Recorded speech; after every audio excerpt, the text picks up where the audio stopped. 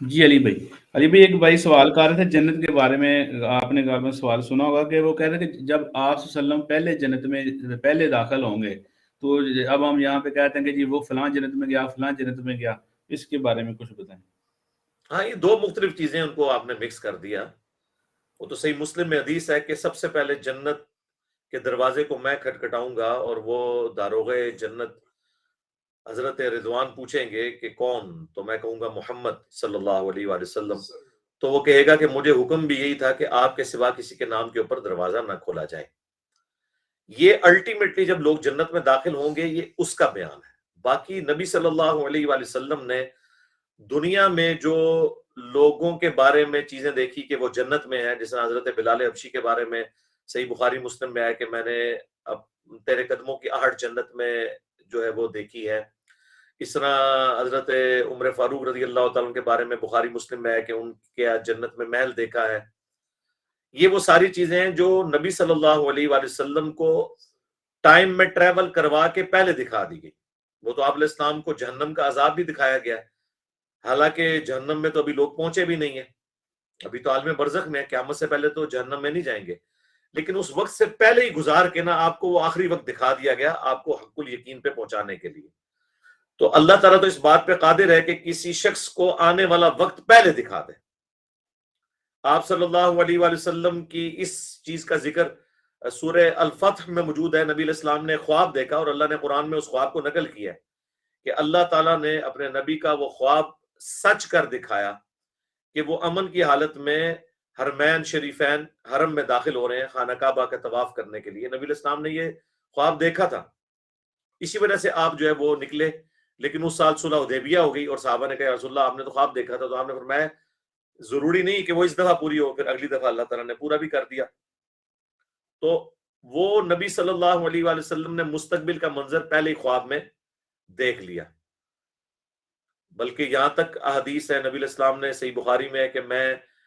ان گھوڑوں کی پیٹھوں کو بھی دیکھ رہا ہوں جو عیسیٰ ابن مریم کے ساتھ مل کر قتال کریں گے، حالانکہ حضرت عیسیٰ ابن مریم تو ابھی دنیا میں آئی نہیں ہے۔ اسی طریقے سے بخاری مسلم میں ہے نبی علیہ السلام نے خواب میں حضرت عیسیٰ ابن مریم کو طواف کعبہ کرتے ہوئے دیکھا ہے، حالانکہ وہ تو ابھی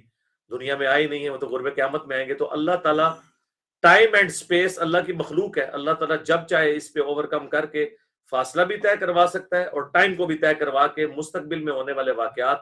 اپنے پیغمبروں کو علم الغیب کی شکل میں پہلے دکھا دیتا ہے۔ یہ خاصہ ہے پیغمبروں کا، غیر پیغمبر کے ساتھ بھی ہو سکتا ہے۔ بخاری مسلم میں حدیث ہے میری وفات کے بعد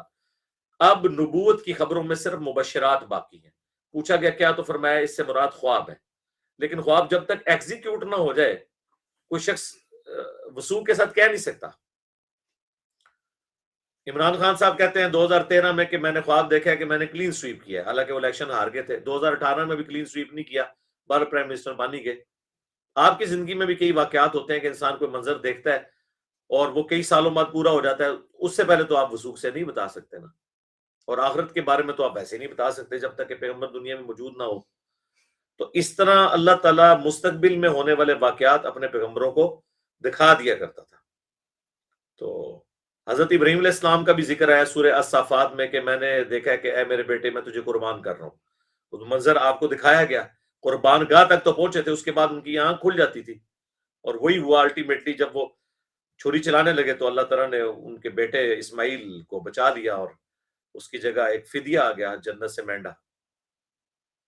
تو وہ مستقبل کے واقعات اللہ تعالیٰ اپنے پیغمبروں کو پہلے دکھا دیتا ہے۔ تو اگر آپ علیہ السلام نے ایک مجلس میں فرمایا، جامعہ ترمذی میں ابو داؤد میں حدیث ہے، ابو بکر جنت میں ہے، عمر جنت میں، عثمان جنت میں، علی جنت میں، طلحہ جنت میں، زبیر جنت میں، عبد الرحمن بن عوف جنت میں، سعد ابن ابی وقاص جنت میں، اور ابو عبیدہ ابن جرح اور سعید ابن زید بھی جنت میں۔ تو یہ نبی علیہ السلام کو پہلے دکھا دیا گیا منظر، غیبی خبر کے طور پر بتا دیا گیا۔ اسی طرح بخاری مسلم میں آتا ہے کہ قیامت کے دن میرے حوض کوثر پہ ایسے لوگ آئیں گے میں جن کو پہچانتا ہوں گا، میں انہیں جب مشروب پلانے لگوں گا اور میں کہوں گا اصحابی اصحابی، یہ میرے ساتھی ہیں، میرے اصحاب ہیں، تو مجھے بتایا جائے گا کہ آپ کی وفات کے بعد یہ لوگ دین سے الٹے قدم پھر گئے تھے اور انہوں نے دین میں بدعتیں جاری کر دی تھی، تو میں اس وقت کہوں گا سحقا سحقا لمن غیر بعدی، ان پہ پھٹکار ہو جنہوں نے میرے مرنے کے بعد میرے دین کو بدل دیا۔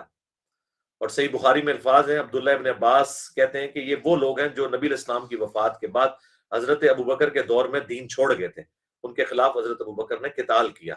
مرتدین، یعنی حضور کی زندگی تک وہ صحابی تھے، تبھی تو وہ مسلمان تھے، اس لیے حضور ان کو صحابی کہہ رہے ہیں، بعد میں وہ مرتد ہو گئے۔ تو اب یہ منظر تو قیامت کا ابھی تک قائم ہی نہیں ہوا، نبی علیہ السلام کو اللہ تعالیٰ نے پہلے ہی وہ منظر دکھا دیا کہ ایسا ہونے والا ہے، ٹھیک ہے۔ بخاری مسلم دونوں میں حدیث ہے، نبی علیہ السلام نے اپنی وفات سے آلموسٹ